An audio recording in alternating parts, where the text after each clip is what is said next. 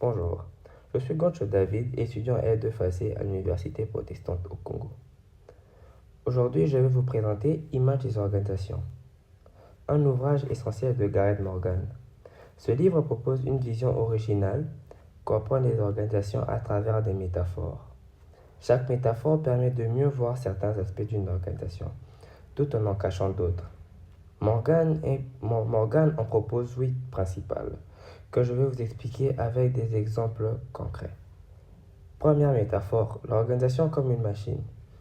Cette métaphore voit l'organisation comme une machine bien huilée, avec des rouages, des règles fixes, des routines et une hiérarchie stricte. C'est une organisation stable, prévisible, efficace, mais souvent rigide. Exemple, une usine automobile comme Toyota ou Ford, où chaque tâche est chronométrée, répétitive et contrôlée avec précision.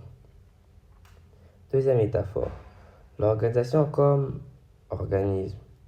Ici, l'organisation est comparée à un être vivant. Elle s'adapte à son environnement, évolue, grandit ou décline selon ses conditions. L'accent est mis sur les besoins, l'équilibre, la survie. Exemple, une start-up qui adapte son offre en fonction des demandes du marché ou des changements technologiques comme une jeune entreprise de logiciels. Troisième métaphore, l'organisation comme cerveau. Dans cette vision, l'organisation fonctionne comme un cerveau. Elle apprend, traite l'information, s'adapte en permanence. Elle favorise la prise de décision collective et la créativité. Exemple, Google qui encourage l'apprentissage continu, les initiatives individuelles et l'intelligence collective de ses employés. Quatrième métaphore, l'organisation comme une culture. Ici, on considère l'organisation comme un monde symbolique. Elle a ses propres valeurs, croyances, rituels et sa culture influence fortement les comportements. Exemple, Apple avec sa culture d'innovation, son style minimaliste et une image de marque très forte qui influence même l'attitude de ses employés. Cinquième métaphore, l'organisation comme un système politique. L'organisation est vue comme un lieu de pouvoir, de conflit, d'alliance.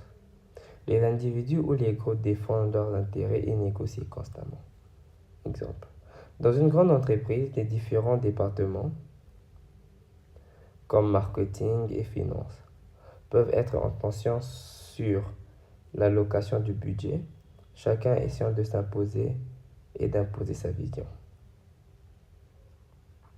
Sixième métaphore, l'organisation comme théâtre. Ici, l'organisation est une mise en scène. Les acteurs, donc employés et dirigeants, jouent des rôles, suivent des scripts. Il y a une façade publique, mais aussi des coulisses. Exemple, dans un hôtel de luxe, les employés sourient et agissent avec élégance devant les clients. Mais une fois en coulisses, la réalité du stress et des tensions ressort. Septième métaphore, l'organisation comme un flux et transformation. Cette métaphore s'appuie sur les théories du chaos et de la complexité. L'organisation est toujours en changement.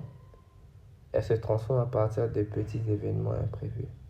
Exemple, lors de la crise du Covid-19, de nombreuses entreprises ont radicalement changé leur fonctionnement en quelques semaines pour passer au télétravail. Dernière métaphore, l'organisation comme instrument de domination. Enfin, cette métaphore critique voit l'organisation comme un outil de contrôle et d'exploitation. Elle sert les intérêts d'une minorité au détriment de la majorité. Exemple, une entreprise qui sous-paye ses ouvriers dans les pays en développement tout en générant des milliards de profits pour les actionnaires. En conclusion, Gareth Morgan nous apprend que pour comprendre une organisation, il faut changer de lunettes. Chaque métaphore offre une manière différente de voir les choses. Aucune n'est parfaite, mais ensemble elles donnent une vision plus riche et plus nuancée. Merci pour votre attention.